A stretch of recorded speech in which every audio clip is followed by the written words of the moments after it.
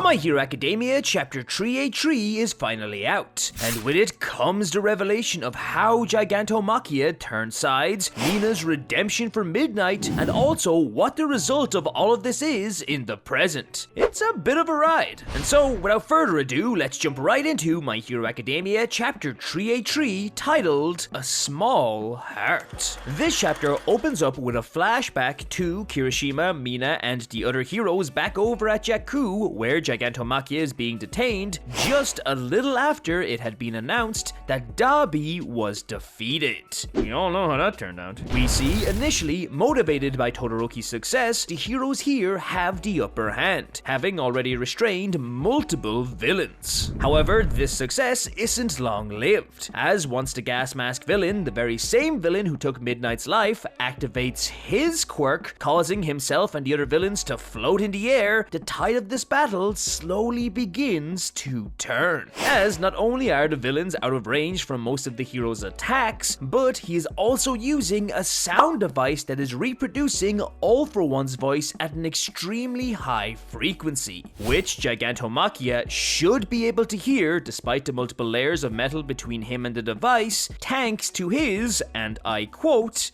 dog quirk, which increases his sense of hearing. Okay, seriously, how many quirks does this guy have? Although it is kind of fitting that he has a literal dog quirk, considering that in truth he is nothing more than All For One and Shiggy's personal lapdog. Mount Lady, who is also there by the way, realizes the danger of this situation and immediately attempts to stop the villain, combining the power of her quirk with Reiko Yanagi's and Yui Kodai's of Class 1B.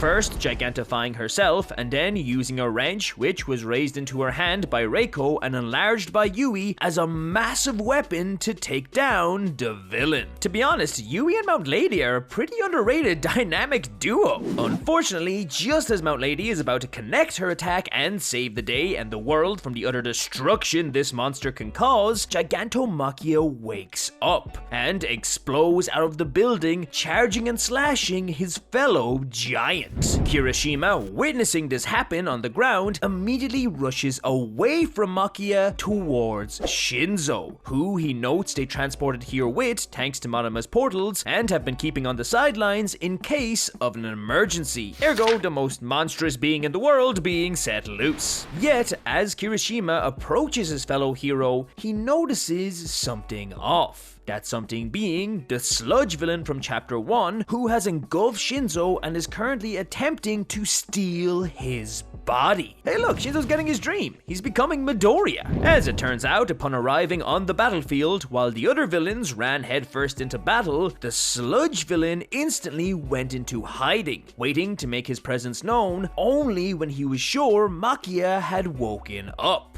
Wow, this guy is slimy, both literally and figuratively. And it was in this attempt to hide that he accidentally stumbled upon Shinzo waiting on the outskirts. In seeing his friend in trouble, Kirishima obviously attempts to save him, but he quickly becomes aware that with his quirk, he can't do anything against the sludge, and he ends up getting trapped in it too. During Kirishima's fruitless attempts to save Shinzo, we also see that Gigantomachia has easily overpowered Mount Lady, and he shouts out, "Where is my master?" moments before unleashing a devastating and potentially fatal attack on the hero. So, with Shinzo suffocating, Kirishima likely next, Mount Lady about to be sliced to pieces, and Gigantomachia free, all is not looking too well for our beloved heroes. However, luckily for our ragtag group, hope is on the horizon, and it comes in the form of everyone's favorite pink alien queen, Mina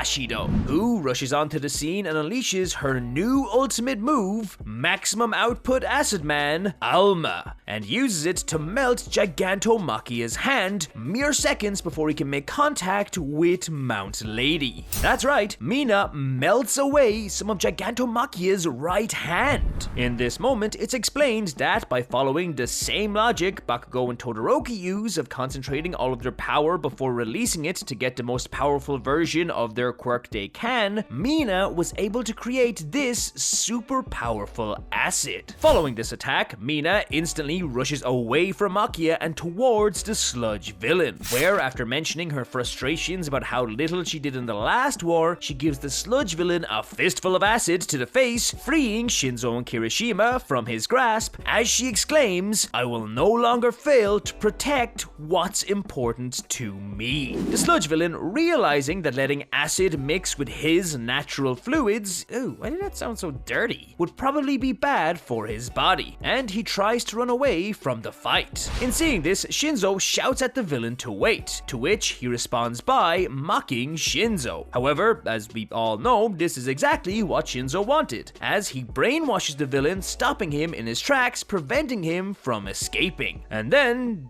they don't really explain what they do with him next. They just kind of leave him there. Following her quick, heroic rampage, Mina then turns around and faces off against the gas mask villain. And as Mina does so, she admits that she has resentment and hate in her heart, mentioning how she used to love all of Midnight's classes. But despite these feelings and what they instinctively provoke her to do, she will be like her fellow classmate Shoji and refuse to cave in to these emotions.